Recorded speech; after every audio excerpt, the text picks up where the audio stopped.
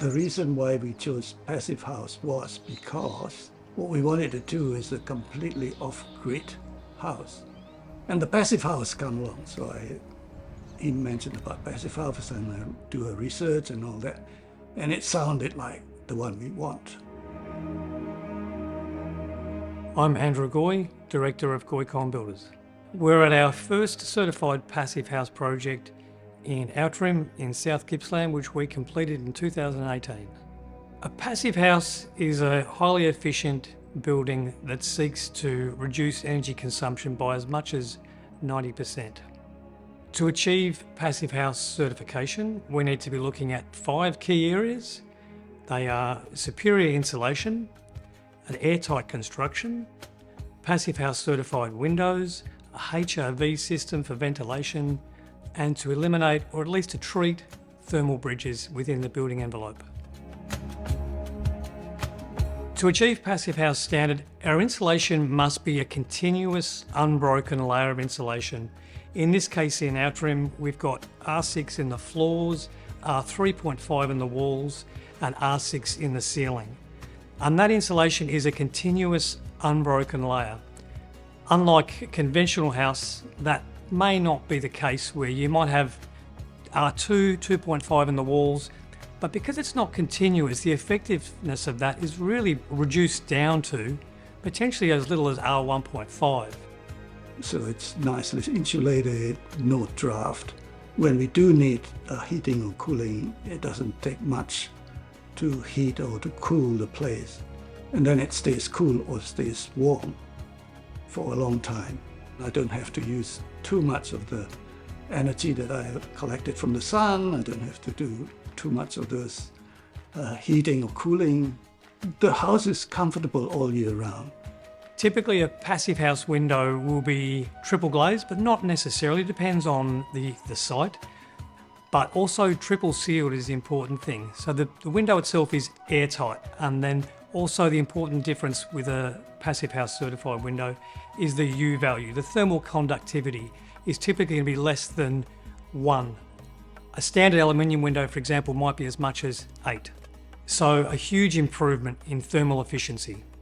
I think one of the other benefits of going back to the airtight windows, especially in an urban environment, is the noise reduction. People often describe their houses as being almost soundproof. So you're getting that air quality, not just for breathing, but also for living. The house is really very quiet. You can't hear much noise from outside. And it's really comfortable because when the rain comes down on the roof, which is iron roof, you can't hear much of it. And it's really terrific. The other factor is the building itself is airtight. To achieve this, we're using an external and most importantly an internal membrane to make the building airtight. An airtight construction is going to stop cold air leaking in winter, and likewise in summer, allowing the hot air to enter the building. The key when applying any of the membranes in a Passive House is thorough taping. So all these membranes are going to be taped internally and externally over all the joins, the corners, to windows and doors to maintain that airtightness. When we're talking about thermal bridges, this sun canopy is a great example. While it's giving us the shade that we want on this window, it's potentially leaking heat into the building.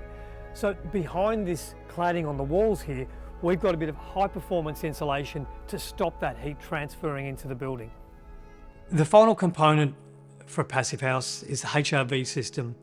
This is unique to a Passive House, and it replaces in most houses, for example, a ducted heating system. This is kind of like the lungs of the Passive House. In a conventional house, we'd have extraction fans and a ducted heating system. This is going to replace all of that.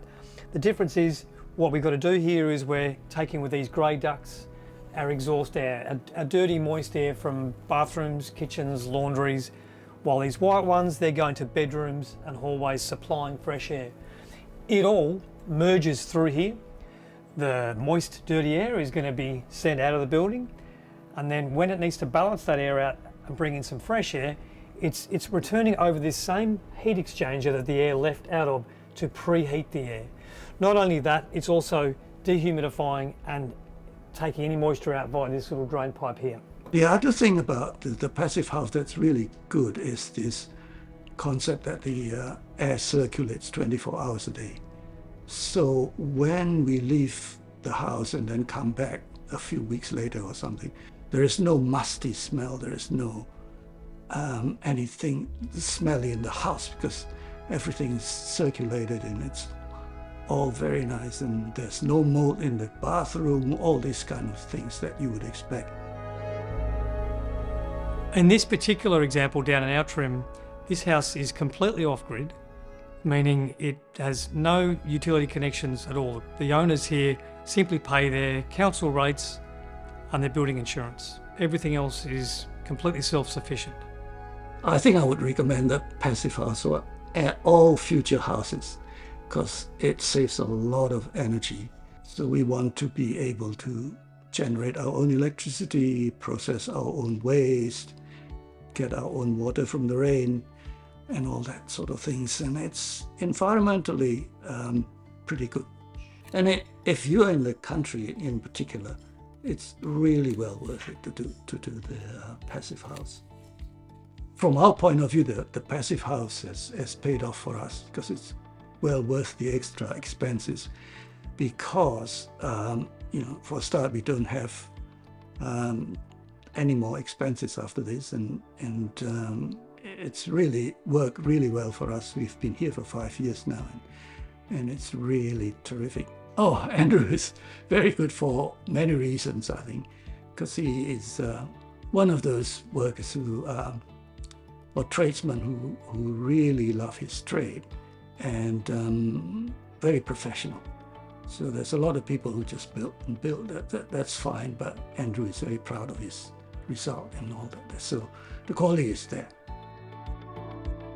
The Passive House certification project is unique also in that it has an independent team investigating the build from design concept stage right through the construction to independently evaluate and test rigorously the performance of the building. The current system in Australia now that employs a building surveyor is going to do a couple of inspections. They're really only looking at structure and minimum compliance, whereas your passive house consultant is going to be looking thoroughly for general build quality overall, but most critically for the energy efficiency, the thermal performance of the building. It's one of the standouts over passive house compared to conventional construction. And that's why in many parts of the world, it's being introduced as a national standard. That'll happen in Australia eventually. It might take another 10 years, but if it's something you're interested in to be more energy efficient, to have less impact on the environment, then it's something you should consider.